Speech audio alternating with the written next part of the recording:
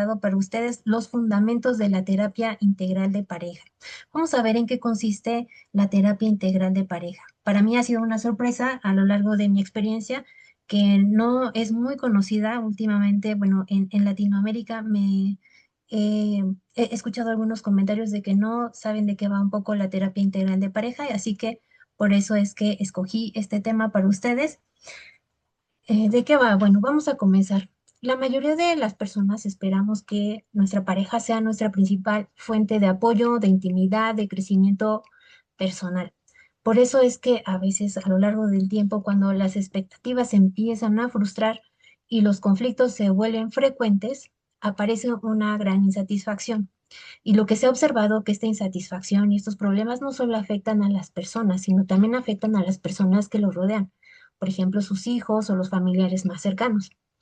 También se tiene evidencia que mientras, al contrario, una relación de pareja que se observa estable y mutuamente satisfactoria, se asocian beneficios y salud para la pareja y para las personas allegadas a ella. ¿De qué problemas estamos hablando? Bueno, las dificultades en relación a los problemas de pareja, se han observado que aumenta el riesgo de problemas psicológicos como ansiedad, depresión, conductas suicidas, abuso de sustancias, aunado también a otras conductas de riesgo para la salud, problemas en el ámbito laboral, aparición o recaída de la depresión. Si es que ya la persona presentaba depresión, pues todavía empeora, ¿no?, la depresión. También les decía que los hijos pueden presentar algunas dificultades emocionales o problemas psicológicos derivados de este conflicto familiar. Y además, algunas personas que ya presentaban trastornos como la agorafobia, el trastorno obsesivo compulsivo, se puede todavía agravar estos conflictos con los problemas de pareja. Además, la angustia en las relaciones íntimas es uno de los motivos más frecuentes en la consulta en psicoterapia individual. Este último punto me ha pasado bastante de mi experiencia, que he observado que llegan solicitando terapia individual y vienen a raíz de que sienten una angustia por los problemas que están presentándose en pareja, ¿no? Y es ahí entonces donde empezamos a observar y recomendar que lo ideal es que mejor lleven terapia de pareja, ¿no? Vamos a ver un poquito más adelante que desde este enfoque integral de pareja, todas las sesiones se trabajan, o la mayoría, si no es que todas, se trabajan en pareja. Bueno, vamos a ver cómo es la evidencia respecto a la terapia de pareja. Estamos hablando de la eficacia de la terapia de pareja en general. Y parece ser que estamos obteniendo datos muy benéficos, porque miren, la Asociación Americana de Terapia Matrimonial y Familiar reporta que tiene más de 22,000 miembros. Esto es un dato que se realizó, que se observó en el 2020. Además de un metaanálisis reciente que revisó 58 estudios con 2,092 parejas, se halló que la terapia produce un gran efecto en la satisfacción relacional. Las mejoras se mantienen a corto y a largo plazo y se ven beneficiados las parejas que han tenido malestar inicial, y mejoran significativamente la comunicación, la intimidad y las conductas de apoyo. Como les mencionaba, esto se está reportando que la terapia de pareja es lo ideal a no tener ningún tipo de pareja. Pero ya les decía, ¿no?, que existen múltiples escuelas y múltiples corrientes que han contribuido al desarrollo de la terapia de pareja. Yo les recomiendo, aquí hay un manual que escribe Michelle Harway, que va un poquito de todo un recorrido de todas las intervenciones que existen de las terapias de pareja. Se llama así, Manual de Terapia de Pareja. Y como observan, estos son algunos tipos de terapia de pareja. Ajá. Y incluso también en este manual vamos a observar que también vienen como distintas modalidades de terapias, de intervenciones que se recomiendan cuando existen diversos problemas de pareja, ¿no? Por ejemplo, cuando hay infidelidad, cuando hay problemas crónicos, cuando hay violencia, ¿no? ¿Qué tipo de terapia se recomienda? Bueno, si quieren revisar esta diversidad de intervenciones, les recomiendo este libro. Pero vamos a centrarnos un poquito en la terapia de pareja conductual. si bien vamos a irnos un poquito a los antecedentes históricos. Antes, en los años 50, las intervenciones de terapia de pareja, las que más predominaban eran las de enfoque psicodinámico, pero es a partir de los finales de los 60 que aparece ya la terapia de pareja conductual, los esbozos, porque ya hay autores como Stuart Ashrin, Nasteri Jones, Vincent Basie y Bichler que empiezan a abordar los problemas de pareja aplicando técnicas conductuales, como el reforzamiento, el modelado y el ensayo conductual. Pero es a partir de 1979 cuando Neil Jacobson y Gaila Margolin publican ya su manual que marca un hito para ofrecer un método claro, un protocolo ya de intervención que es estandarizado, que ya es un cuerpo amplio de evidencia científica, donde nos plantean una serie de técnicas en específico con principios de aprendizaje del conductismo y que ayuda muchísimo a los demás terapeutas conductuales para replicar este protocolo. Entonces, digamos que esta es la primera intervención con evidencia científica o empírica que aborda la terapia de pareja. ¿De qué va la terapia de pareja conductual? Bueno, el planteamiento básico consistía en cambiar la conducta de los miembros de la pareja para recuperar la satisfacción de la vida de la pareja. ¿Cuáles eran sus ejes de intervención? Pues primero tenían que intercambiar reforzadores, después entrenar en habilidades de comunicación y después en resolución de problemas. Estos ejes de intervención tenían que tener un orden cronológico, ¿no? Porque aquí empezaron a darse cuenta que no podían entrenar con resolución de problemas porque quizá las parejas venían con un largo historial de una relación polarizada, ¿no? Con varios conflictos. Y entonces, hasta que no pudieran mantener habilidades de buena comunicación, quizá no podrían ponerse de acuerdo en la toma de decisiones.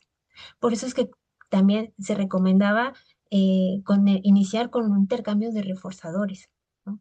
Para que pudieran aprender a negociar, a bajar un poquito el enojo y las discusiones y los conflictos de que, como les mencionaba, esta era una intervención breve de 20 sesiones y los objetivos iban desde objetivos muy micro, ¿no? Imagínense, ahí venía como determinar el número de veces que la pareja tenía que salir a cenar.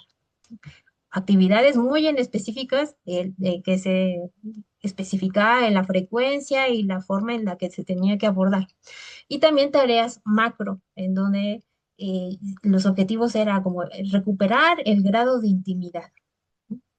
Todos estos se planteaban, eran sesiones que también se dejaban tareas para casa. Todo esto para que se pudiera generalizar lo aprendido en sesión. Lo que se observa con la evidencia de cuánto era de eficaz este tratamiento, pues vamos viendo, ¿no? Que hay varios metaanálisis que se realizan y entonces vamos encontrando que resultados que eran significativamente más efectivos que no tener ningún tratamiento y además resultados de que este tipo de intervención resultaba mejor que el resto de las otras intervenciones que habían sido diseñadas para los problemas de pareja. Me voy a regresar un poquito porque ustedes vieron, no sé si ahorita que decía, terapia de pareja conductual tradicional.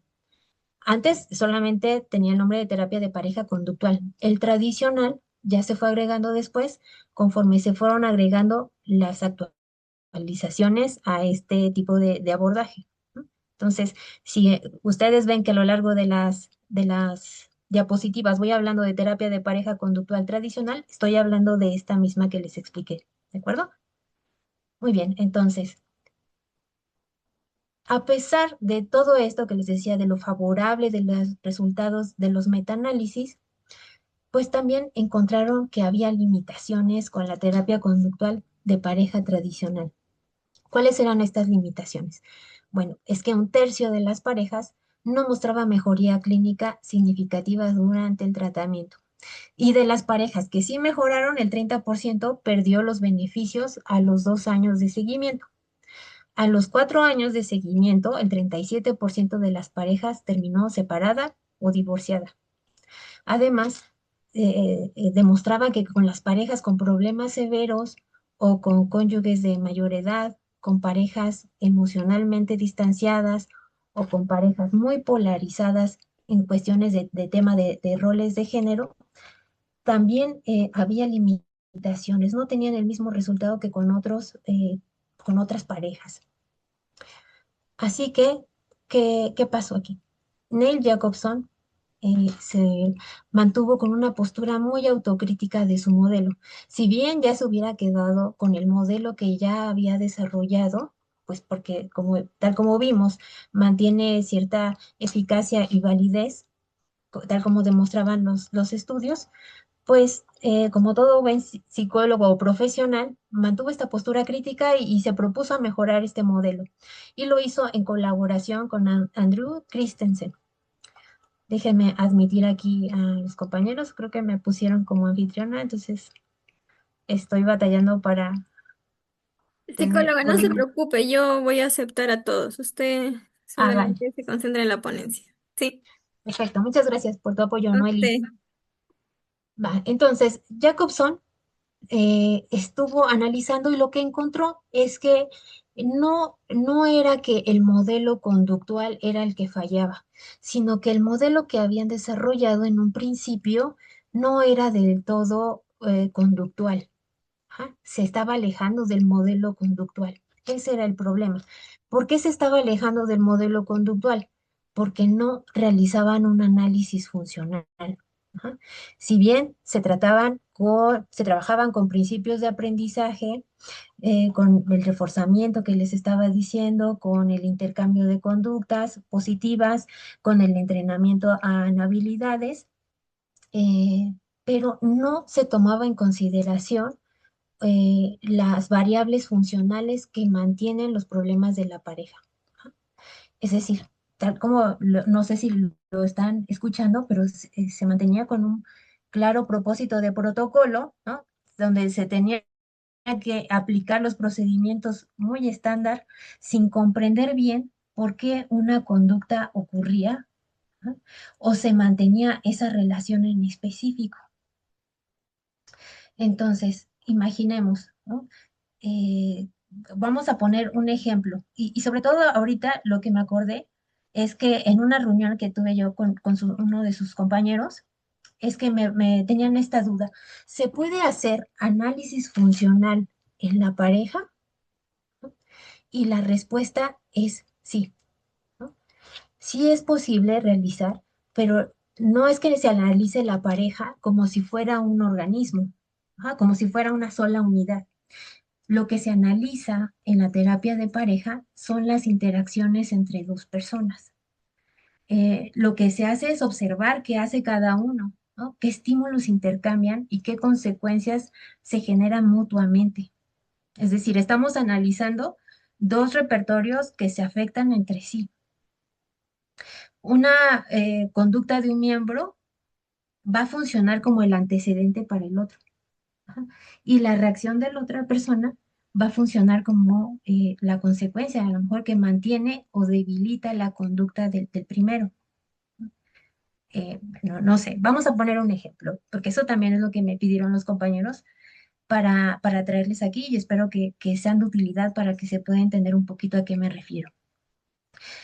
Por ejemplo, vamos a ver que una pareja se queja de que ella observa, le gustaría una pareja, a ella le gustaría que él eh, ayudara más en tareas de casa, ¿no? En tareas domésticas. Cuando ella observa que él está solo viendo la televisión, que ese sería como nuestro estímulo, ¿no? Presente antes de la respuesta. Ajá. ¿Qué aparece? Aparece una respuesta. Entonces, como ella lo ve, ella empieza a criticarle o a reclamarle, oye, tú no estás haciendo nada, bla, bla, bla. Y como consecuencia lo que ocurre es que él se queda callado. ¿Por qué? Porque a lo mejor para él El silencio puede funcionar como un reforzador negativo. Al callarse, él evita el conflicto. Ajá. De esta manera podemos realizar el análisis funcional. Es como una serie, una cadena de conductas y que nosotros vamos a tener que ir fragmentando para realizar su análisis. Espero que se haya entendido de cuál es la importancia y de que sí se tiene que realizar un análisis funcional y que sí se puede realizar un análisis funcional en la pareja. Bien, pues si queda duda, vayan anotando. ¿Eh? Además, ¿cuál era? Me regreso al siguiente punto que ustedes van a ver aquí, con respecto a Jacobson, de que se dio cuenta de que su modelo no estaba funcionando porque había un uso de reforzadores arbitrarios. Ujú. Es decir, que en el manual te decía, bueno, tú le tienes que decir a tu pareja cierto tipo de cumplidos, ¿no? Le tienes que decir palabras bonitas o incluso entrega de fichas simbólicas, ¿no? Como estas fichas que se suele utilizar con los niños, pero esto parecía muy artificial para las parejas, porque quizás no estaban acostumbrados a este tipo de cumplidos o las fichas también resultaban muy artificiales. Sabemos que un enfoque conductual que realmente es genuino busca reforzadores que son naturales, los que van a funcionar realmente dentro de la vida de nuestros consultantes. Por ejemplo, puede ser que requieran afecto genuino, una cooperación que sea realmente genuina. Y lo que estoy observando ahorita es que creo, no, sí, sí se está compartiendo toda la pantalla. Una cooperación y una atención y a lo mejor el tiempo compartido, por eso es que nosotros como terapeutas debemos analizar son los reforzadores, cuáles son los reforzadores para cada pareja, porque en cada pareja va a ser distinto. Vamos a pasarnos a la siguiente. ¿Cuál era el otro problema que mantenía la terapia tradicional? Pues un uso excesivo y muy rígido de la conducta gobernada por reglas. Y esto es que la pareja, como seguían instrucciones y reglas del terapeuta, ¿no?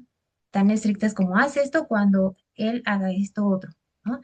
Recuerda que cuando tienes que reforzar ciertas conductas que son positivas, ¿no? Claro que no con este tecnicismo, pero sí con este nivel de instrucción.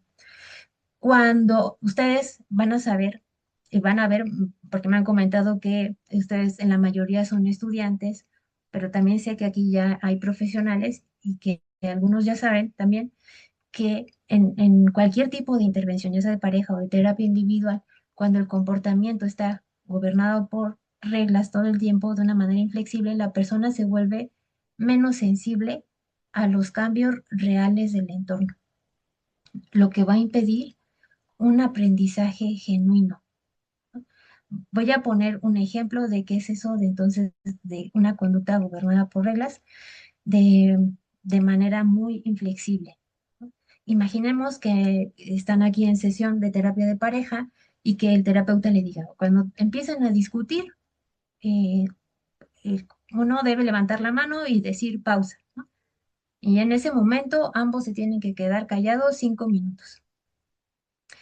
¿Y qué ocurre? Que si la pareja quiere hacer este procedimiento, seguir la regla tal como mencionó el terapeuta, en todo momento puede ocurrir algunos problemas.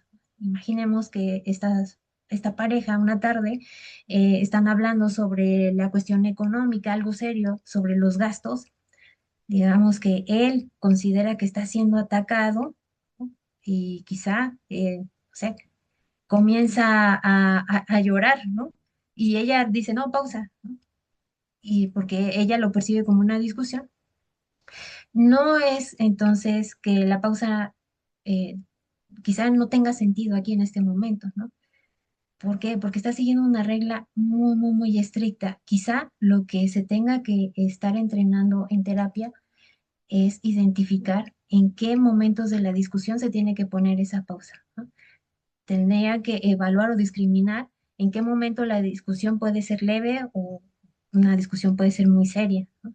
Tenían que aclarar a lo mejor si en ese momento cuáles son las necesidades de la pareja, si él quisiera más que le escuchara, antes de poner una pausa, o quizá porque esta pausa puede parecer algo invalidante a las emociones del otro. Entonces, eh, ese es el entrenamiento que vamos a estar haciendo en terapia de pareja, enseñarles a discriminar para que ellos sepan exactamente cuándo utilizar esta regla o ser más flexibles de acuerdo al contexto, en qué momento sí y en qué momento no. Bien, espero que se haya entendido. Vamos a pasar al siguiente. Que, que, como les decía, como no hacen un análisis funcional, los términos se usaban también sin un análisis funcional y esto era un problema porque se estaba considerando el déficit de habilidades como un rasgo estable de la pareja, como si el rasgo de déficit de habilidades es como si es un objeto que se tiene o no se tiene, ¿no? Que viene la pareja por problemas e inmediatamente, es que tiene problemas de comunicación. Y que eso es muy común y que he escuchado mucho en algunos terapeutas de pareja que de inmediato, es que son problemas de comunicación, ¿no? Como si fuera un rasgo estable. Eh, esta etiqueta explicativa no es un análisis funcional porque no se explica las contingencias que mantienen o dificultan la emisión de esas conductas. ¿Ah?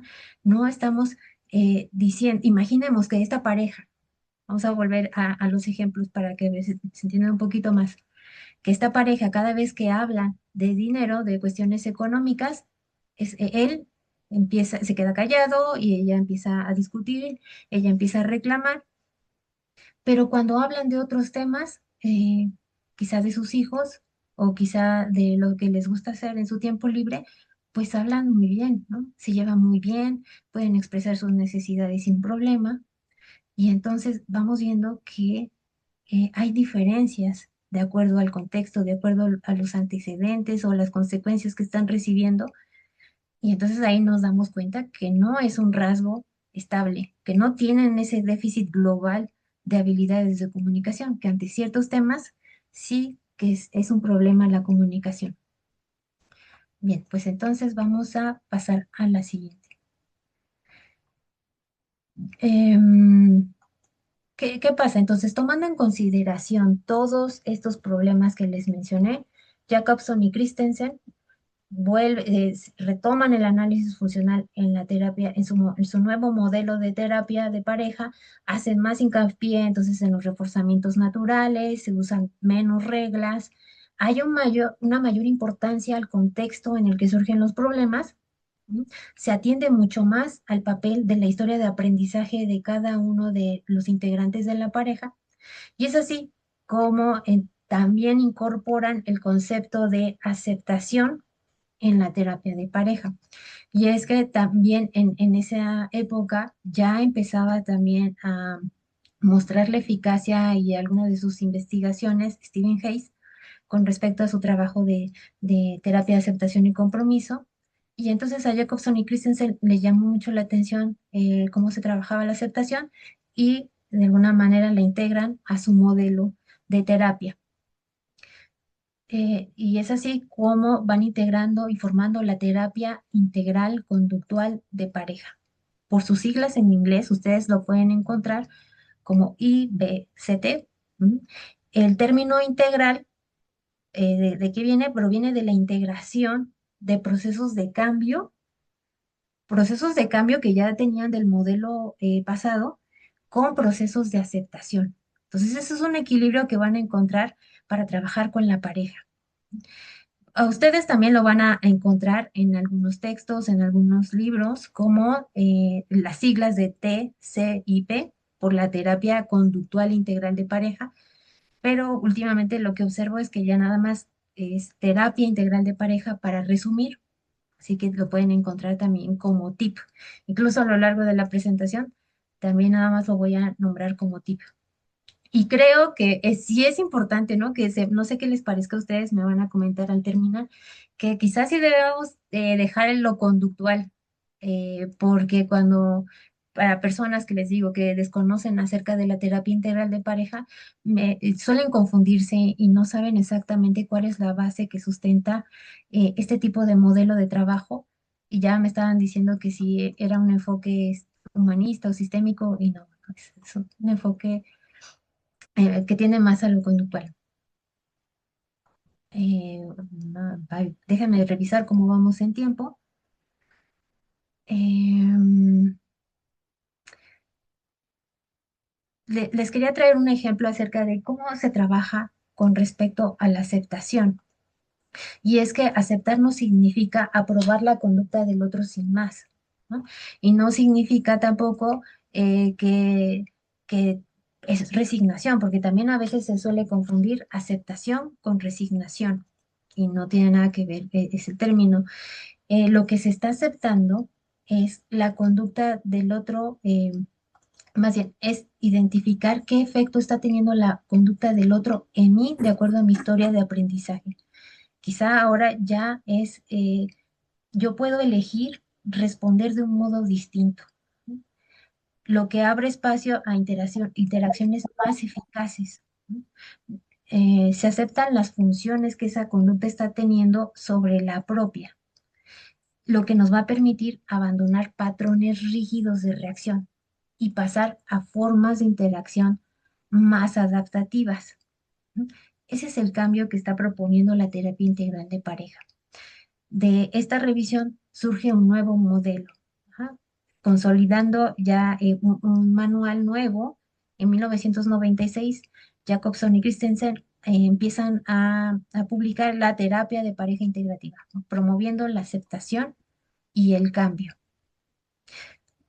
Rápidamente me voy para decirles de qué va esta terapia. De manera general, cuando hablamos de de pareja en este modelo, estamos hablando de parejas que pueden ser tanto parejas homosexuales como parejas heterosexuales. No hay una distinción de sexo, no hay una distinción de la religión, no hay una distinción del estado civil, no necesariamente tienen que estar casados para llevar este tipo de terapia. Lo que sí se tiene que identificar y que es lo más recomendable si es que quieren llevar terapia de pareja es que por lo menos la pareja tenga un vínculo estable y comprometido, que sean mayores de edad y obviamente ya estamos hablando de una pareja que tiene muy bien establecido que se va a comprometer para llevar todo el proceso terapéutico y que está comprometida también con su pareja, ¿no? Que quiere continuar con su pareja. ¿Para para cuáles casos no está recomendado terapia de pareja integral? Para casos en donde observamos que hay mucha violencia. Cuando la violencia escala demasiado, lo ideal es que busquemos la seguridad de la persona que está siendo violentada. La acompañamos quizá para que lleve un proceso legal, ajá, o la derivamos, pero lo importante ahí, más que llevar una terapia, es buscar la seguridad de la persona. ¿En qué otros casos no se puede llevar la terapia integral de pareja para casos en donde exista infidelidad activa? Ya les decía que se necesita un compromiso con la pareja. Si estamos observando, nos enteramos que uno de los consultantes está manteniendo o una infidelidad, pues no podemos llevar a cabo la terapia de pareja. Otro de los casos en donde no se puede llevar es cuando existe una desregulación muy excesiva, quizá producto de a lo mejor de psicopatologías como trastorno bipolar y que no ha sido tratado, o de esquizofrenia o de psicosis activa. Entonces, lo ideal es que primero lleve un tratamiento individual porque seguramente no podría realizar todas las tareas que estaríamos realizando en terapia integral de pareja. Entonces, se deriva con intervención individual o en casos menos graves, ¿no? También que requiere terapia individual, se puede llevar a la par, terapia individual y terapia de pareja. Bien, entonces estamos viendo que la base epistemológica de este tipo de terapia ya tiende un poquito más hacia el contextualismo funcional, por eso es que también se puede encontrar como la TIP dentro de las terapias contextuales, ¿no? Porque la conducta se va a analizar según el contexto y las consecuencias que la mantienen. Y además que sabemos que este modelo toma en cuenta las emociones. Antes como que se dejaban eh, o se cometía el error también de considerarlas como un rasgo interno, pero ahora aquí las emociones se analizan como conducta, como cualquier otra conducta, y se analizan por su función en la interacción. Ujú. Y se van a identificar como respuestas que a lo mejor van a alterar la conducta del otro.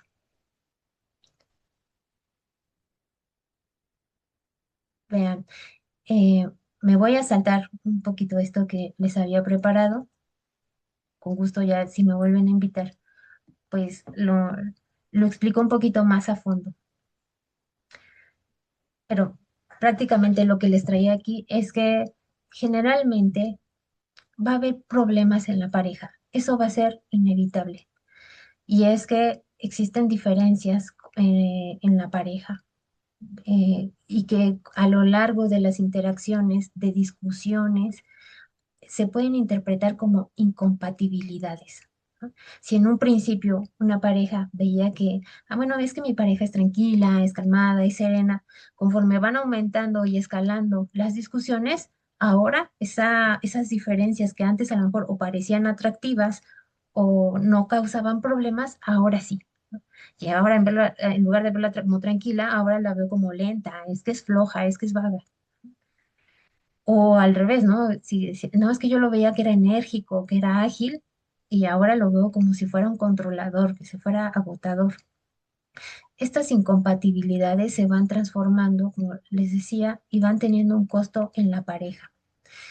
Son problemas que, de acuerdo al modelo, son inevitables en una relación. Pero entonces, ¿qué se hace con estas incompatibilidades? Lo que se ha observado es que el problema en sí radica en cómo afrontamos como pareja esas incompatibilidades.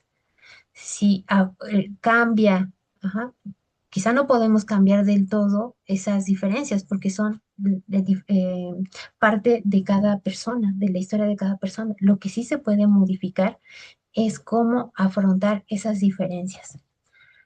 Yo les decía que van escalando. Hay maneras de reaccionar ante las incompatibilidades. Una de ellas es la coerción, ¿no? Que es aquella cuando hay una interacción aversiva en la que una persona aplica presión y malestar hasta que la otra accede a sus deseos, ¿no? Vamos a poner un ejemplo rápidamente. Digamos que en la pareja él se llama Orfeo y ella Eurídice, ¿no? Orfeo gruñe y se queja hasta que su esposa cuelga el teléfono. Esa es coerción. ¿Se dan cuenta? Es un cierto tipo de presión para que acceda. Si él quería que ella colgara el teléfono, ajá, entonces se empieza a gruñir, se empieza a quejar, hasta que lo logra y ya, la esposa cuelga el teléfono. Otro tipo de reacción que se observa mucho es el vilipendio, y es que es cuando ambos miembros de la pareja buscan culpar al otro, ajá, y lo buscan buscando explicaciones sobre lo que ocurre. Por ejemplo, ustedes lo pueden observar en las parejas porque empiezan a atribuirle defectos. Es que él es tacaño, es que ella es una exagerada. Y no solamente se quedan con defectos del carácter, ¿no? También empiezan a etiquetarlo con problemas psicológicos. Es que ella es una neurótica, ¿no? Es que ella es una histérica. Y es por eso que a algunas consultantes, ya se acuerdan que en un principio les comentaba que a veces llegan de manera individual.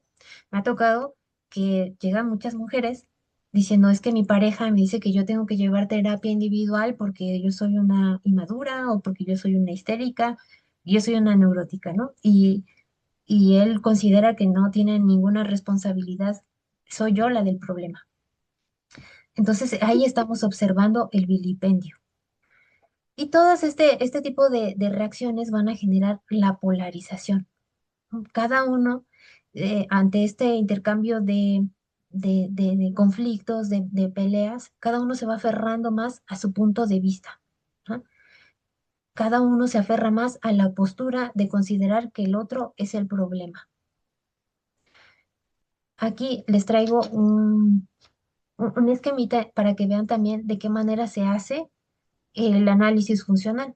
Esto en realidad los autores proponen que para formular el caso nosotros podemos identificar el tema por el que vienen a sesión, la polarización, que es lo que les digo, ya la manera de responder que hace que cada uno se mantenga en una postura de yo no soy el problema, ¿no? Y yo sigo realizando la misma respuesta y no veo cambio en la otra persona, de manera que caen como en una trampa mutua. Esto del tema quizá lo podemos ver como los antecedentes, la polarización, la respuesta que están teniendo ante el problema y la trampa mutua, cuáles son las consecuencias que está teniendo este comportamiento. Por ejemplo, me voy a saltar esto para ponerles el ejemplo, quizá esto quede más claro. Digamos que el tema, ya les decía, es el problema por el que vienen a sesión. Generalmente puede haber varios problemas y esto se puede incluso, te van a decir, no es que vengo por esto, esto otro y esto otro, pero también nosotros como terapeutas vamos identificando que quizá distintas conductas conflictivas tienen siempre una misma función.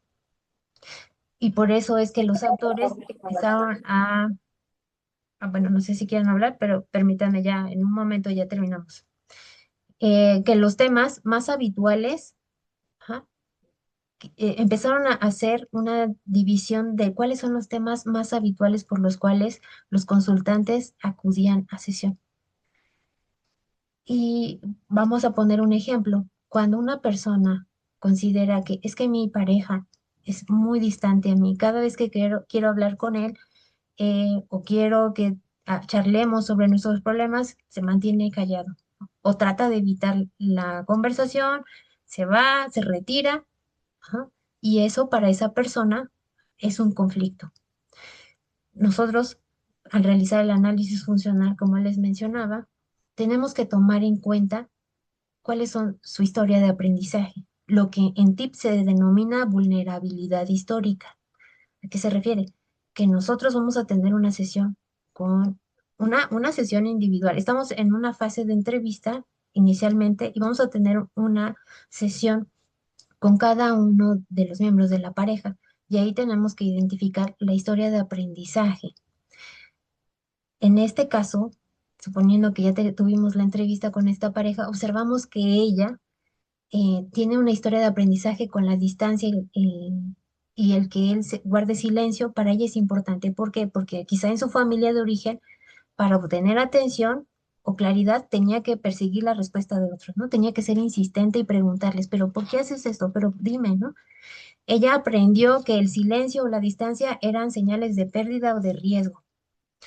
Y cuando tenemos la entrevista con él, observamos quizá una historia diferente. Observamos que para él, en su familia o en historias pasadas de otras relaciones, la retirada era para él reforzada porque reducía el malestar, representaba un alivio inmediato porque ya no tienes que andar discutiendo con la otra persona. De manera que ya tiene su propia historia de aprendizaje. Cuando se presenta esta respuesta en las discusiones que ella le está demandando todo el tiempo y le pregunta y sigue, le confronta y él guarda silencio, reduce el contacto visual, y dice, no, después hablamos, porque para él la función de ese comportamiento, ya les decía, es disminuir la tensión inmediata. Mantienen un patrón de interacción que a consecuencia que trae, ¿no? ¿Qué coste está teniendo esta respuesta? Pues que quedan atrapados en esta trampa, porque cuando digamos que él cede, ¿no? O responde o da una mínima señal, ella siente a lo mejor un alivio inmediato a esa angustia, ¿no? O aunque el solo hecho de que él también se quede escuchándola puede generar cierto tipo de reforzamiento positivo porque aumenta la probabilidad de que ella diga, "Ah, voy a volver a presionar en el futuro, ¿no? Para mí es importante, ya medio vi que una respuesta en él, entonces sigo presionando en el futuro". Y él se queda atrapado porque al retirarse o quedarse callado la mayor parte del tiempo de la discusión, pues redujo su tensión, ¿no? Se vio reforzado negativamente. Este es un ejemplo muy breve del análisis funcional que se hace en terapia integral de pareja. Les comento rápidamente cuáles son las estrategias de intervención en TIP. Se utilizan tres principalmente. Las estrategias de aceptación, cuando vemos que hay mucho dolor, cuando vemos esta historia de vulnerabilidad, pero relacionada con las emociones, se empieza trabajando con la aceptación. Y algunas estrategias principales de aceptación se llaman unión empática y separación unificada. Ah, otras estrategias se denominan estrategias de tolerancia, lo que ayuda a enfocarse a aspectos positivos de la conducta negativa, a practicar conductas negativas en sesión, a fingir conductas negativas en casa, entre sesiones, ayuda a promover el autocuidado en las parejas y finalmente las técnicas de cambio, que estas técnicas de cambio son las mismas que se utilizaban en el modelo de terapia de pareja tradicional. Es el intercambio conductual, el desarrollo de habilidades de comunicación y resolución de problemas. ¿Se acuerdan que mencionaba al inicio? Quizás si observamos, cada pareja va a ser diferente. Aquí no hay un orden cronológico.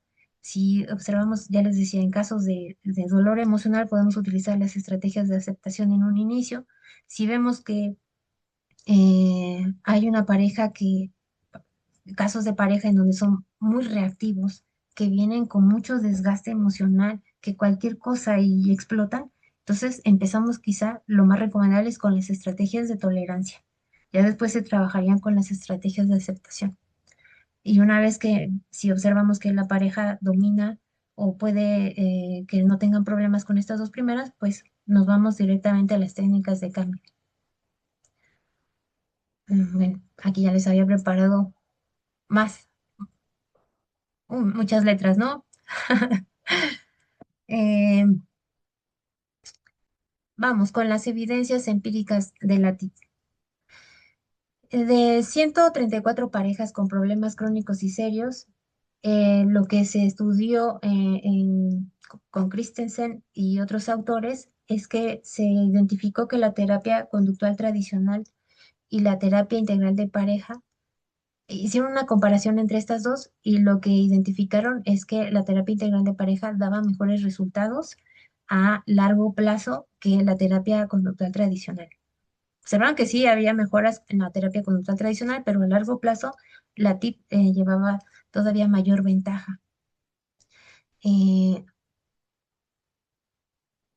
conclusiones, ¿no? Entender que la conducta eh, es muy importante mantener un enfoque conductual, ¿no? Sin perder, sin perdernos en términos medios, porque yo creo que esto sería una crítica que a veces, no sé si al modelo, pero sí algunas veces en las formaciones que estamos llevando, que es muy importante, no dejarnos llevar por términos medios, porque si ustedes dan una ojeada y les interesa este tipo de intervenciones, van a ver muchos conceptos como el de aceptación, como el de compasión, como el de empatía. Y me parece que esto es muy importante y que no consideremos que son etiquetas otra vez explicativas de la conducta, como si fueran cosas en cada persona. Ay, mira, te paso aceptación, ¿eh? Hay que tener un punto de vista y traducir y operativizar estos términos para no cometer errores con nuestros consultantes, ¿no? Entonces, es fundamental que revisemos y que nos formemos también en principios de aprendizaje y que para que al momento de realizar el análisis funcional, pues también mantengamos una intervención más flexible y mantener una posición también muy activa, muy equilibrada y que esto se vea en nuestra intervención con nuestros consultantes. Y bueno, aquí yo les dejo también unas referencias, algunas de ellas son las que utilicé para esta presentación y también puse por si me decían que querían recomendaciones para formarse en terapia de pareja, aquí están. Y listo. Una disculpa si al final me fui volando, pero quiero escucharles un poquito, ver un poquito de retroalimentación, porque no me gusta hablar tanto. Generalmente hago preguntas y les veo. A ver, ahora sí. Venga, los escucho.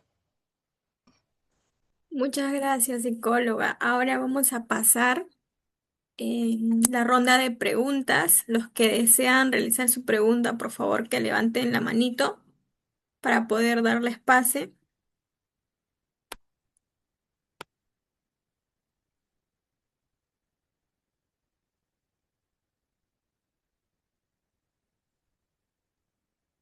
¿Alguno de ustedes desea realizar la pregunta? Creo que Franco está levantando la mano. Muchas gracias, Gianfranco. Te cedo la palabra. Sí, ¿qué tal? Buenas noches. Me pareció interesante, ¿no? Lo que hablaba. Sin embargo, hubo un punto que no me quedó claro, que era el trabajo de la aceptación. Aceptación y resignación. Quisiera saber si podría explicarme un poco más ese punto. Muy bien, perfecto. Sí, decía que no es resignación.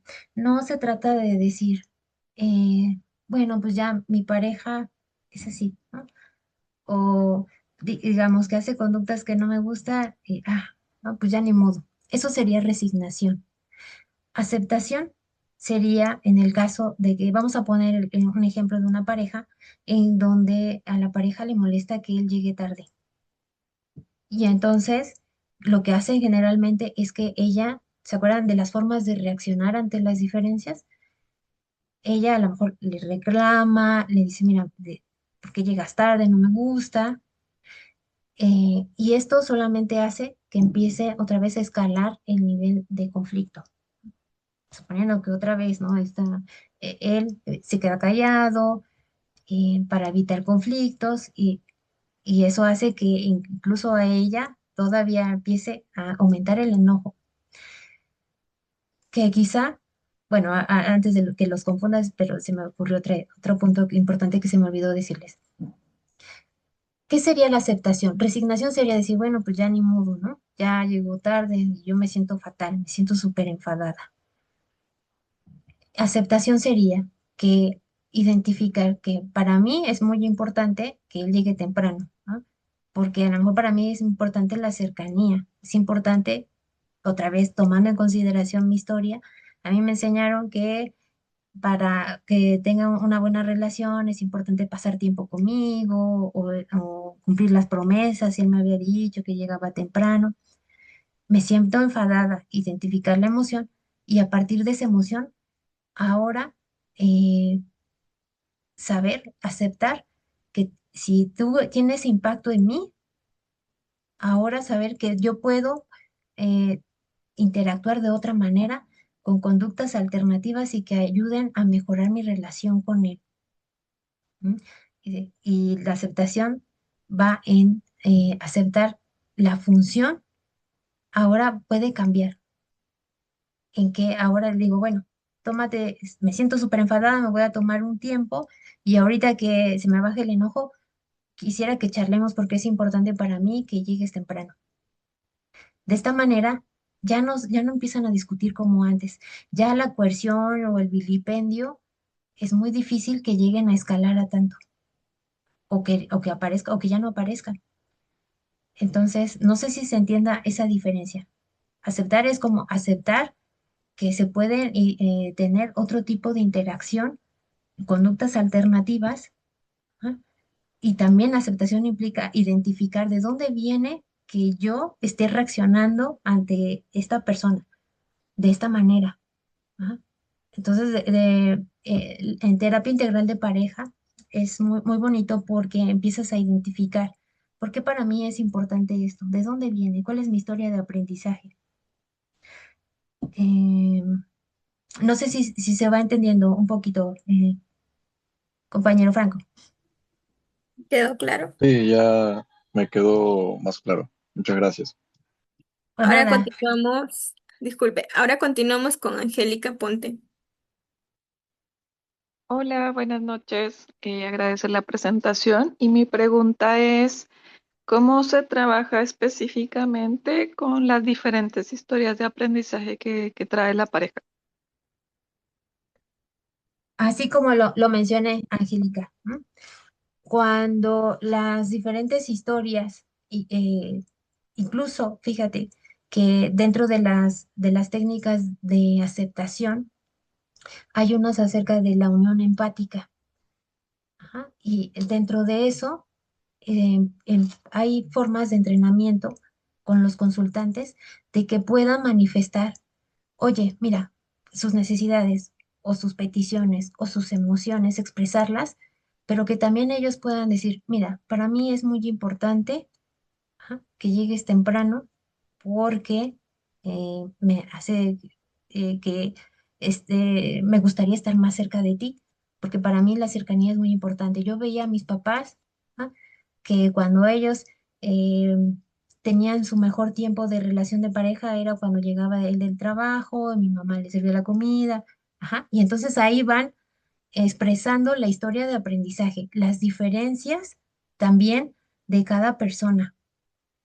Pero fíjense que estas diferencias se van, y entonces estas diferencias se van expresando y estás haciendo consciente a la otra parte de por qué es diferente mi pareja, ¿no? De, mira, yo pensé que nada más me estabas reclamando porque tú querías controlarme, ¿no? Pero ahora que me lo explicas de esa manera, ahora sé que para ti el que pasemos tiempo juntos y justo después del trabajo, pues es importante porque te recuerda a tus papás, ¿no? Yo pensé que era porque que sí querías controlarme. eh, y entonces así se empieza trabajando las diferencias y la historia de aprendizaje. ¿Cómo ves, Angélica? ¿Se logró entender este ejemplo?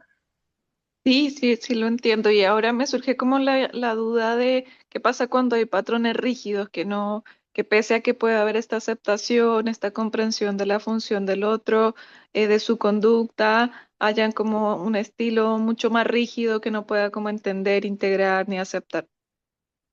Bien, entonces, si de plano vemos que no está, ajá, que ya están muy reactivos, eso es a lo que me refería cuando decía que están muy reactivos, que dicen, no, es que no comprendo aún así, empezamos con las actividades de tolerancia.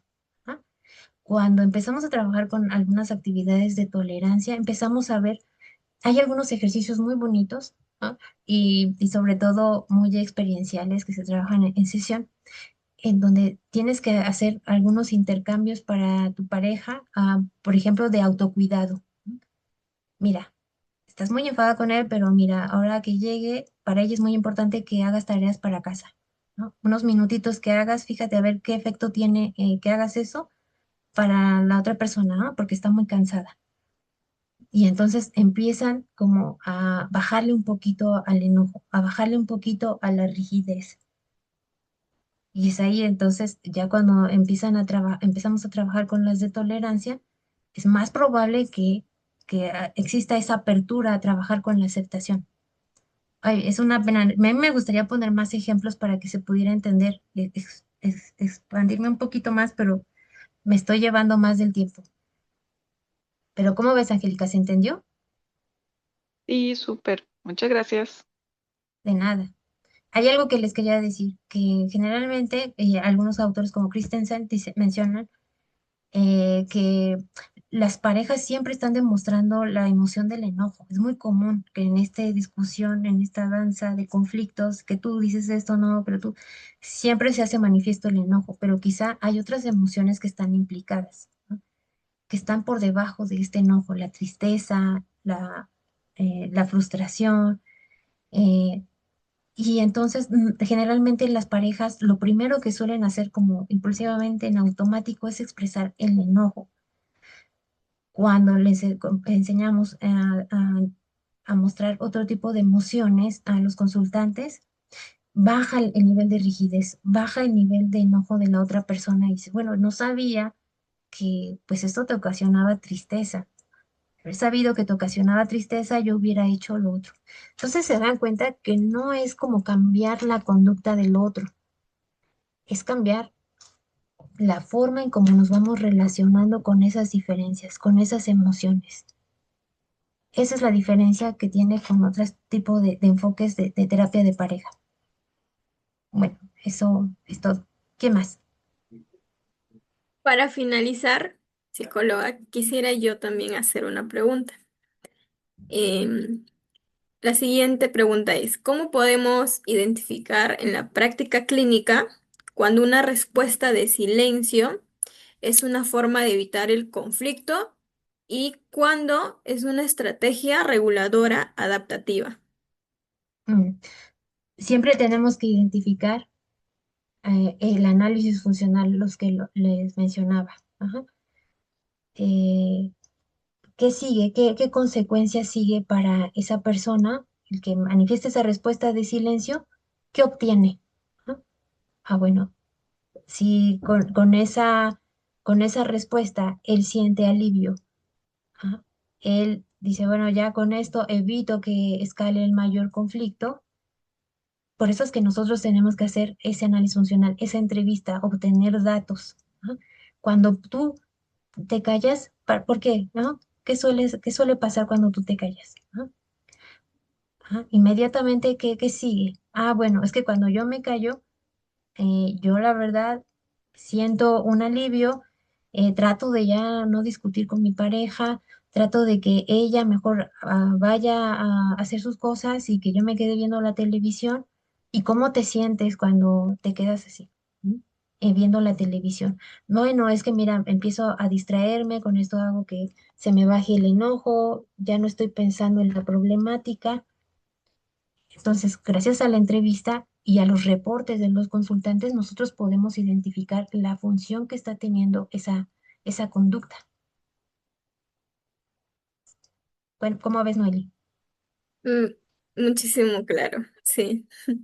¿No? Entonces, para ya no seguir alargando mucho la ponencia y quitarle más su tiempo, quisiéramos, bueno, cerrar ya esta ponencia sin antes rescatar un mensaje que creo que de todo lo que se ha explorado el día de hoy, ¿no? Los conflictos no crecen por el problema en sí mismo, ¿no? Sino por la forma en la que respondemos a él. Como nos ha mostrado usted, muchos de nuestros patrones relacionales eh, es reclamar intensamente, guardar silencio, para así evitar discusiones, ¿no? Y retirarse, confrontarlo o incluso ceder por temor. Esto no surge de la maldad, sino también de las historias que hemos ido aprendiendo y que repetimos sin darnos cuenta. Entonces, el análisis conductual nos invita precisamente a observar esos patrones y a preguntarnos qué función cumplen en nuestras relaciones y si realmente nos acercan al tipo de vínculo que deseamos construir y si cambiar es posible, ¿no? Todo este proceso de transformación empieza también por reconocer, comprender y sustituir nuestras conductas por respuestas más efectivas y coherentes con la relación que queremos cultivar. Es por ello también que queremos expresar nuestro profundo agradecimiento a la psicóloga Janine Teresa Olivares Rodríguez por compartirnos una exposición tan clara y útil y más que nada todo ello basado en evidencia. Ha sido un privilegio contar con su presencia.